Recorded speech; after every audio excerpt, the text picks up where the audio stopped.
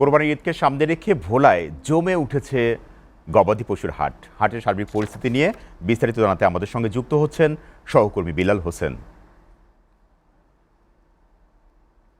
বিলাল, এবারের হাটে কোরবানির পশুর দাম আপনি কেমন দেখছেন? ক্রেতা বিক্রেতারা কি বলছেন? এছাড়া সেখানে যে নিরাপত্তা ব্যবস্থা আছে, সে নিরাপত্তা নিশ্চিতে প্রশাসন কি ধরনের ব্যবস্থা নিয়েছে বলে আপনি জানাবেন? আর কিছুদিন পরেই কিন্তু পবিত্র কোরবানির ঈদ। আর এই ঈদকে কেন্দ্র করেই কিন্তু ভোলার বিভিন্ন গবাদি হাটগুলো জমে উঠতে শুরু করেছে। তা আমি এই মুহূর্তে ভোলার পুরানগঞ্জ নামক একটি গবাদি পশুর হাটে রয়েছি। তা আমি হাটে এসে ক্রেতাদের সাথে আলাপ করেছি। ক্রেতারা আমাকে জানিয়েছেন যে গত বছরের চেয়ে এবার গবাদি পশুর দাম কিছুটা বেশি বলে তাদের মনে হচ্ছে। গত বছর যে পশুটির দাম 1,00,000 টাকা হাঁকানো হয়েছে, সেই পশুটির দাম এবার 1.5 থেকে 2 লক্ষ টাকা দাম হাঁকানো হচ্ছে।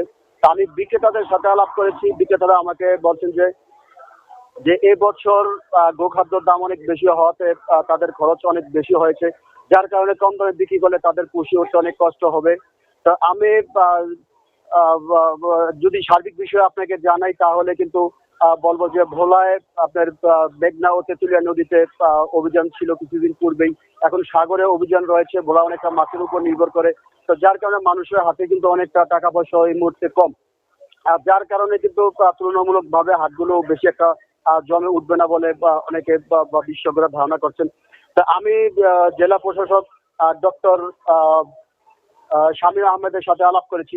তিনি আমাকে জানিয়েছেন যে কোরবানি ঈদকে কেন্দ্র করে প্রতি বছরই কিন্তু একটি চক্র সক্রিয় হয়ে ওঠে দুষ্কৃতিকারীরা। তারা বাজারে জাল টাকা ছড়াছড়ি করে, তারা টাকা ছিনতাই ঘটনা ঘটায়, যার কারণে কিন্তু জেলা প্রশাসনের পক্ষ থেকে মোবাইল টিম চালু করেছেন। মোবাইল টিম মাঠে রয়েছে, তারা কাজ করছেন যাতে ক্রেতা বিক্রেতারা তারা নির্বিঘ্নে তাদের বেচা বিক্রি করে বাড়ি পৌঁছতে পারেন, সেজন্য তারা সক্রিয় রয়েছেন। তো এ ছিল ভোলা থেকে গবাদি পশুর হাট নিয়ে সর্বশেষ। চলল না বিলাল, আপনাকে ধন্যবাদ।